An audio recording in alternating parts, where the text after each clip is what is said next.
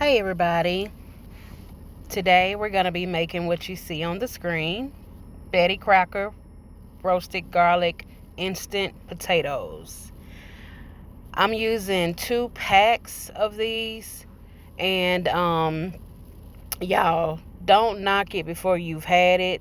Instant potatoes are one of the best inventions. I don't care what nobody say. Um, no longer are we in the days where a lot of people are home cooking, being in the kitchen all day.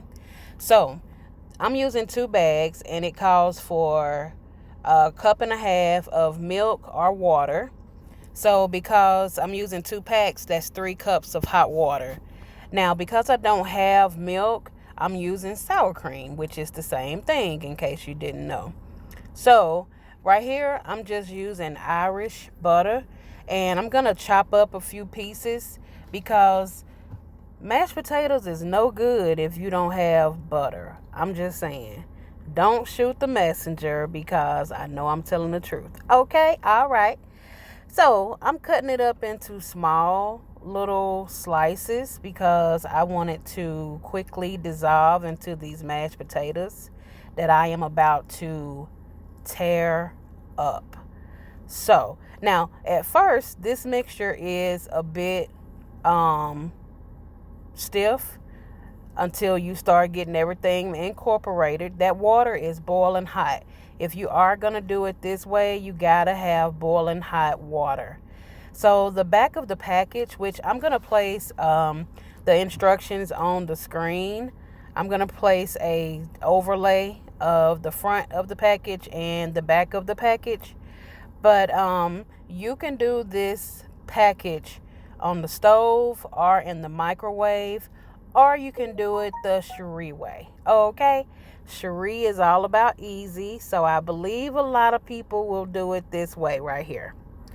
So you just got to keep stirring until you get the consistency that you want. Go ahead and add you some more water if you want to. You can even use chicken broth if you want to give it more flavor. But I'm going to tell y'all, because these are roasted garlic mashed potatoes, they already have the flavor that we need. I'm just being honest. I've had these before, and they do have a lot of sodium in it, and the flavor is really, really, really good. So it doesn't need much. So I'm just stirring it up till I get the consistency that I want. I am about to add a few sprinkles of salt because I want mine to taste a certain way. So I did do that. Now I'm putting in some black pepper. You got to have some pepper. And you just keep adding until you get happy. Okay? Cooking is all about being happy. So when you look at these videos, if somebody is putting something in it that you don't like, listen, people are cooking as to how they like it. You can add it however you want. Now, I'm lifting this up to show you the thickness. Look at that. It's not runny. It's not dripping. These are real mashed potatoes. Okay? And I like mine thick and, oh my gosh, creamy and luscious. So now I'm going to give y'all a bonus footage. This is my dinner for tonight. So I got my little plate, my little portion size plate that I really love. And I did some peas. Oh my God, y'all. These peas were so freaking good. I think I am going to do a video about how I do my peas.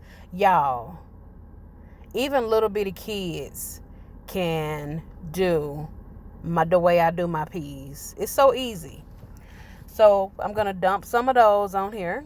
About 2 or 3 spoonfuls. This is a little bitty spoon. So, and y'all, there's my baked chicken. This meal reminds me of my childhood.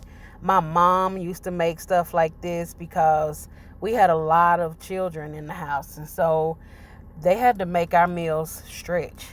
And y'all, this bite right here literally had me in heaven. I'm just telling y'all right now. Oh my gosh. Listen, you see my fingers, like I'm about to pass out because I haven't had this kind of meal in a long time. So anyway, if y'all want to make these mashed potatoes, this is how I do it. Of course, you can do it on the stovetop or the microwave. I will post screenshots of the instructions. I appreciate you looking at the videos and supporting the channel. If you like this video, please give me a thumbs up.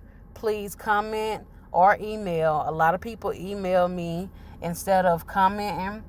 Also, subscribe to the family. I do the best I can in bringing content. So, subscribe. Have a good day.